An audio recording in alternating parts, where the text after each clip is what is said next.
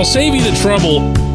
Your favorite baseball club went a combined 7-11 against the four teams that are left standing in Major League Baseball's playoffs. The two from Texas, the Diamondbacks, and the Phillies. And against the Phillies, they went 3-3, including competing, I thought, pretty well in that last series that I covered out there a couple weeks ago. And what does that mean? Not a thing. Good morning to you. Good Friday morning. I'm Dejan Kovacevic of DK Pittsburgh Sports. This is Daily Shot of Pirates. It comes your way bright and early every weekday. If you're into football and or hockey, I also offer daily shots of Steelers and Penguins, the same place that you found this.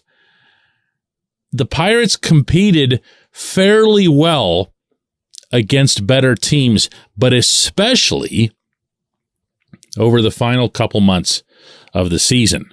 That actually became something of a hallmark for them, I would say beginning in about the middle of August.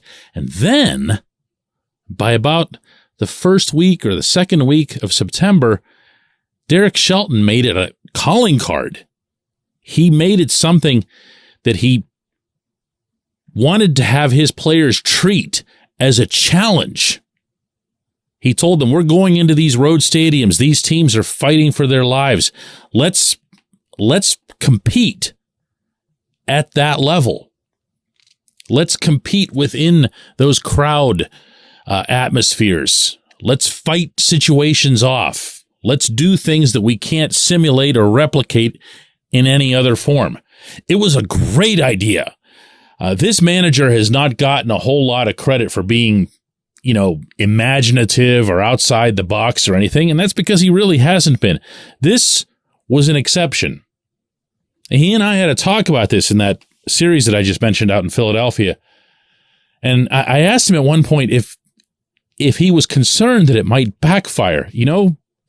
Anytime you put a challenge forth to anyone, there's a chance that it's just going to blow up in their faces and then in turn blow up in your face. And he said no, because what they really wanted out of it was the players to get the sense for those atmospheres. He didn't want them to feel numb to them. He didn't want them to feel outside of them. He didn't want, for example, a pitcher to take the mound and think, I'm out here and I'm in this atmosphere, but this isn't really about me. This is about those guys over there because they're playing for something. For me, I'm just kind of riding it out. He didn't want anybody to feel off the hook there. And in turn, they performed pretty well. They really did, collectively and individually. I thought even more so than the 20-8 start, that this was the highlight of the 2023 season from a team perspective. I really do. But again, it means nothing. Because what does mean something is that the four teams that are still standing all did so on merit and on a long-lasting merit. That's what baseball's all about. You can have fans of certain teams that get eliminated in some of these shorter playoff rounds complaining about, this series is too short, best of 3 isn't fair, best of 5 isn't fair. That's the format. The Pirates played 3 straight years from 2013 to 15 with a best of 1 format and were eliminated in 2 of those, once with a 98-win season. You want to talk about unfair? You got to start the dialogue right there. You'll never see anything or feel anything more absurd than that clubhouse in 2015 after the Pirates won 98 games and boom, it was just gone. One night. Really, just a couple of swings by the other guys and everything was gone. And that's not what baseball's supposed to be about. But these teams that got there on the strength of 162 games, plus winning the playoff formats that are put in front of them. And that takes so much more than just, we were competitive against those guys in May or August. Or for that matter, we were competitive overall in April or even in the middle of August and onward. It takes real depth to withstand injuries, lack of performance, or even just slumps within a season that happened to a good player. All of that requires lots more than what the Pirates have right now. What the Pirates have, as I see it, is about 2/3 of a lineup that they'll feel good about. The other third, they'll be hoping and crossing fingers for, and then they're going to have a bench it's going to be able to produce at a bench level, but it might not be able to take the field for a sustained stretch if somebody's out for a long time. That's not going to get you to where these four teams are. And everything that I just said, multiply it by about 3, and you'll have how I feel about the pitching. There's certain guys you can get excited about. Mitch Keller, because you know what he is. Paul Skeens, because you have a pretty good idea of what he's going to be. But beyond that, what are you looking at? Johan Oviedo and a whole lot of crossed fingers. You got to go get some, and you got to go get a lot of it. That's the main lesson, if there's any, in watching these league championship series over the next couple of weeks to call when it comes to the local club. They need a lot more of it. When we come back, J1Q.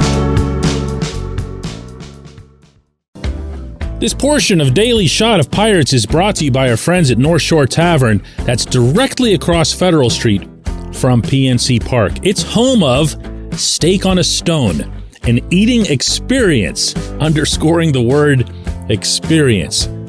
The steak is brought to you partially cooked on an 800-degree stone, and you do the rest. It's a ton of fun, it's a great meal, and it's a baseball atmosphere like no other in Pittsburgh. North Shore Tavern, right across Federal Street from PNC Park. Your front door, your car, your bike, your computer, your gun. Safety is a habit. Every day you lock and secure your home and everything you want to keep safe. Gun safety and responsible storage are no different, and the best way to help prevent accidents, misuse, and theft. If you have a firearm, own it, respect it, and secure it. Visit ProjectChildSafe.org. Brought to you by the National Shooting Sports Foundation and the Bureau of Justice Assistance.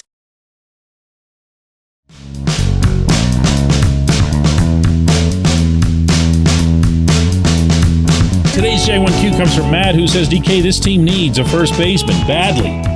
While I think Carlos Santana would still be a solid fit, I like Brandon Belt a lot more. He's very good defensively. He has some pop as a lefty. He's 2 years younger than Santana, and he's been on 2 World Series champions.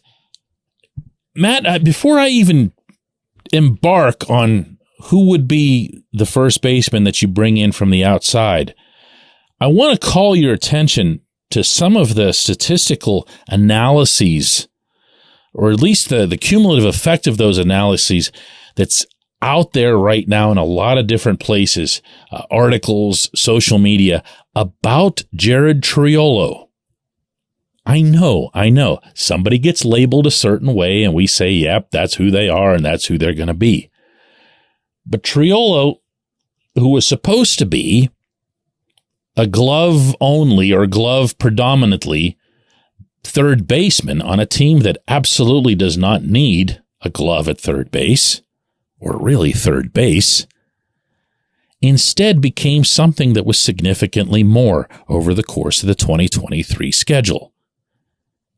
And he did so in a way that he showed his defense, but he showed his versatility in also being able to field at first, and field quite well at first. And then, as the season progressed and he was further and further away from that hamate surgery that he had on his hand, his power either came back or came to exist, depending on how you view his minor league history. Triolo's always had pop to an extent, not home run power, but he's been able to go gap to gap and so forth. and he's been able to do it fairly consistently. However, for those of you unfamiliar with the hamate surgery, it's fairly common in baseball. It's a useless bone in your hand near your wrist that gets worn down by the act of hitting. Doctors will flat out remove the thing. They just take it right out. It wasn't needed in the first place. It's not wanted. However, even though the recovery from the surgery is quick, the full restoration of a player's power, this happened to Pedro Alvarez early in his Pittsburgh career. And even Pedro, for all that light tower power that he had, lost it following the surgery. And they say that it takes about 6 months for it to come all the way back. Well, what do you know? Triolo has this surgery. He gets assigned to Indianapolis after a decent spring in Bradenton, and he hits and he hits and he hits, but not for any power. We forget about the hamate thing. Well, as he's in Pittsburgh for a longer period, what do you know? But in late August and in the month of September, all the way through, you started to see him boom the ball a little bit. He's hitting right-handed. He doesn't need to be assigned first base on some full-time, everyday basis. He just doesn't. It could be where Triolo splits in platoon fashion, or even just rotating bench fashion, moving around to other positions if they decide that they want to still keep Ke'Bryan Hayes on some sort of schedule to manage his back issues. He can move around the infield a little bit. He can play first base against a lefty pitcher. Following me now on this? Okay. So now you go get your lefty first baseman, your veteran guy, whether it's Santana or Belt or whoever, and you just put them out there against righties. I'm going to take some exception here with your characterization of Santana as lacking defensively. Maybe you didn't mean it that way, but he's pretty good over there. And there were times when he was just flat out excellent. And I know when I was in Milwaukee the last time, and we were up there and Santana was now with the Brewers, he had just gotten there, they were already singing his praises up there about his glove work. So between that and his bond with O'Neal Cruz and the passion, the legitimate passion that he showed for playing for the Pirates, not just while he was with them last year, but even after he left, even while he was wearing a Milwaukee cap talking to me up there, that's not something to be ignored. I appreciate the question. I appreciate everyone listening to Daily Shot of Pirates. We're going to do another one of these on Monday. Have a good weekend.